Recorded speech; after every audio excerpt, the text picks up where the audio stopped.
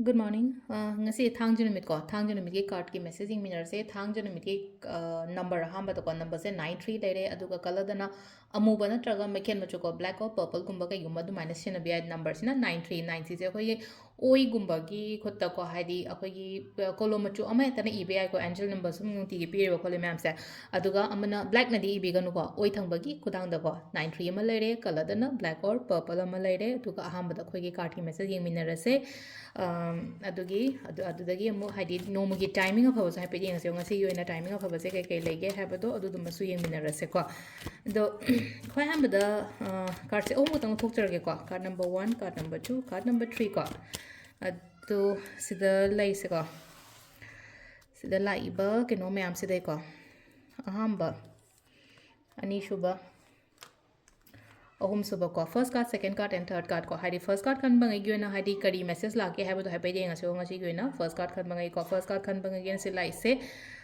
ꯑꯩꯅ ꯈꯟꯕ ꯑꯩꯅ ꯅꯤꯡꯕ ꯈꯣꯠꯄ ꯂꯩꯅꯀꯣ ꯍꯥꯏꯗꯤ ꯃꯦꯅꯤꯐꯦꯁꯇꯦꯁꯟꯒꯨꯝꯕ ꯇꯧꯕ ꯈꯣꯠꯄ ꯍꯥꯏꯇꯥꯔꯦꯀꯣ ꯑꯗꯨꯗꯣ ꯐꯪꯕ ꯑꯣꯏꯅꯁꯨ ꯑꯣꯏ ꯑꯗꯨꯒ ꯂꯩꯅꯀꯣ ꯍꯥꯏꯗꯤ ꯉꯁꯥꯏ ꯃꯦꯅꯤꯐꯦꯁꯇꯦꯁꯟ ꯈꯛꯇꯪꯒꯤ ꯋꯥꯁꯨ ꯅꯠꯇꯕꯤꯗ ꯑꯩ ꯀꯩꯅꯣꯝꯃ ꯅꯤꯡꯉꯦ ꯀꯩꯅꯣꯝ ꯈꯜꯂꯦꯅ ꯈꯜꯂꯁꯦ ꯑꯗꯨꯒꯤ ꯄꯣꯠꯇꯣ ꯑꯩꯉꯣꯟꯗ ꯐꯪꯕ ꯂꯥꯛꯄ ꯑꯣꯏꯅ ꯑꯣꯏꯕꯗꯣ ꯍꯥꯏꯇꯥꯔꯦꯀꯣ ꯍꯥꯏꯗꯤ ꯑꯅꯤꯡꯕ ꯑꯄꯥꯝꯕ ꯊꯨꯡꯕ ꯑꯗꯨꯃꯥꯏꯅ ꯑꯣꯏꯅ ꯇꯧꯒꯦ ꯍꯥꯏꯕꯁꯨ ꯉꯝꯒꯅꯤꯀꯣ ꯏꯁꯥꯅ ꯑꯩ ꯀꯩꯅꯣꯝꯃ ꯈꯜꯂꯒꯗꯤ ꯁꯣꯏꯗꯅ ꯊꯕꯛꯇꯣ ꯄꯥꯡꯊꯣꯛꯄꯁꯨ ꯉꯝꯒꯅꯤꯀꯣ ꯅꯝꯕꯔ 2 ꯀꯣ ꯅꯝꯕꯔ 2 ꯁꯤꯅ ꯍꯥꯏꯇꯥꯔꯦꯀꯣ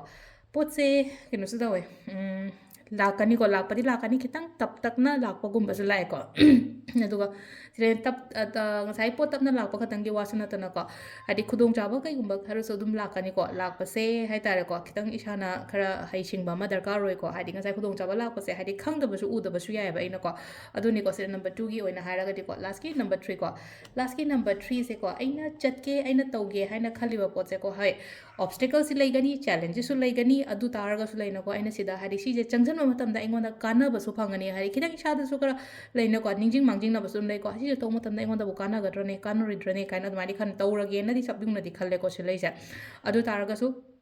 इसासिदा हाइदेको हाइदि सिदा तौसी और तौरसिरा हाइबगी दुमाइना खरा खनबा लेबसेको तौबियोको तौबा मतमदा अहामदा खतंग लेनको हाइदि ऑब्स्ट्रक्शन गुंबा कइगुंबा दुमाइना लाकपदि तारगसु लेनको हाइदि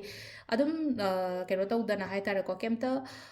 खंदना अदुम चंगजनबिरेना खलसेबा कितंग हाइदि थबा अमा तौमा ऑब्स्टेकल्स लाकपसे थबा अमा होरपा मतमदा ओइरो लाइक तंबदा ओइरो मदा ओइरो खरा अदुम याविदा अदुम नुंगाइरगा स्मूथली दि चत्तेदनाको लाकनि लाक्सन अदुम कशु काइदेबा लाइबा पोतो अदुदो हाइदि नमथरगा नत्रगा अइ ngamniko नत्रगा अइ सि लांथोकेको हाइना खलगा अदुमाइना तौबिबको सिसिना कोइगी नंबर 3 खनबंगी ओइना लेरेको अदो कैनोको टाइमिंग्स ने कि पुंग 3 का मिनिट कुंदगी न 9 का मिनिट 4 फाउंग लेरे अदुगा अमुक 13 का मिनिट 53 दैना पुंग 3 का मिनिट 53 फाउंग लेरेको अदगी उंग पुंग 4 का मिनिट 53 दैना 3 का मिनिट 53 फाउंग लेरेको अदगी उंग 3 का मिनिट 54 नुंगदांगी नको सिसेको 3 का मिनिट 54 दैना पुंग से अमा फाउंग लेरेको हिंगे अदुगा नुंगालमदागी न 4 का मिनिट कुन दैना पुंग 3 फाउंग लेरेको सिसिना कोइगी ngasi gi oina afaba time ko ado sile koigi daily card message se ma'am thank you